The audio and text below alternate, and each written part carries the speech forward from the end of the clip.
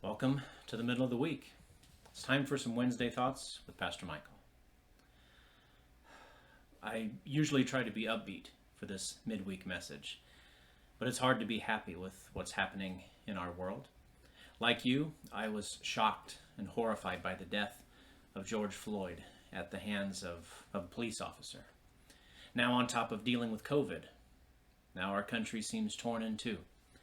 Streets are on fire, figuratively and literally. We want justice for all. That's what our country was built on. But it has to be justice for all. It can't be justice just for some. So like everyone else, I've been working through a lot of emotions this week. I'm trying to figure out what's the best way forward. And mostly, I'm sad.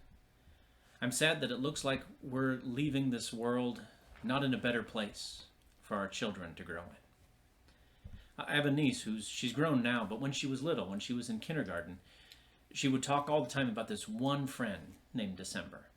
And she would tell her mom about all the fun times and everything about her friend December.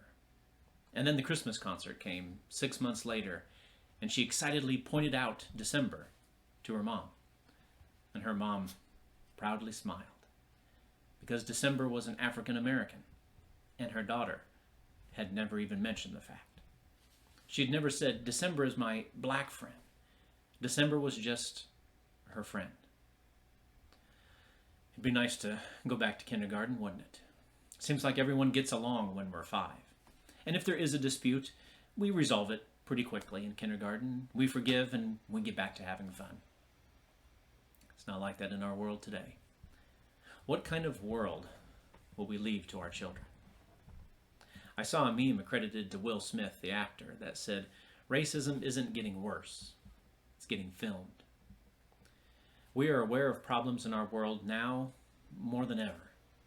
And I hear many people asking, what can we do? I think we start by listening. Listening to the hurt. Listening to the stories of pain and prejudice. But listening must not be the end. There's an old song by Pink Floyd that I think is powerful. It's called On the Turning Away. It talks about turning away from other people's pain and problems. But the song ends when the chorus changes to these lyrics. No more turning away from the weak and the weary. No more turning away from the coldness inside. Just a world that we all must share. It's not enough just to stand and stare. Is it only a dream that there'll be no more turning away? We're still waiting for Martin Luther's dream to become real. But he wasn't the first to dream that dream of equality and love for all. I believe Jesus Christ had that same dream and still does. Jesus fought against this human desire to pick and choose who we love and who we can turn away from. The lawyer once asked Jesus how he could have eternal life. And Jesus, as a good teacher of the day, replied to a question with a question. And he asked the lawyer, what does God's law teach you? And the lawyer replied, love God and love your neighbor as yourself. And if high fives or fist bumps were done back then, I think Jesus maybe would have given one. He says, you answered rightly. But the lawyer wants to qualify things, and so he asks a follow-up question. Who is my neighbor? Do you know what that question means? He's really asking, who is it okay not to love? Because I surely don't have to love everyone.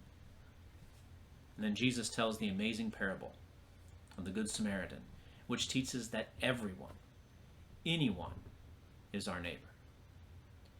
Are we still asking the lawyer's question here in 2020? Are we still asking, who is my neighbor? Are we willing to see everyone as a neighbor? Once we do that, there will be no more turning away. Friends, let's let it start in our heart. Let it start in your home, and then live it in your school, in your workplace, and your church. Live it in your community. And let's expect it and demand it from our leaders and our lawmakers. We've had enough. No more turning away. God bless you, everyone. Stay safe, and let's stay together.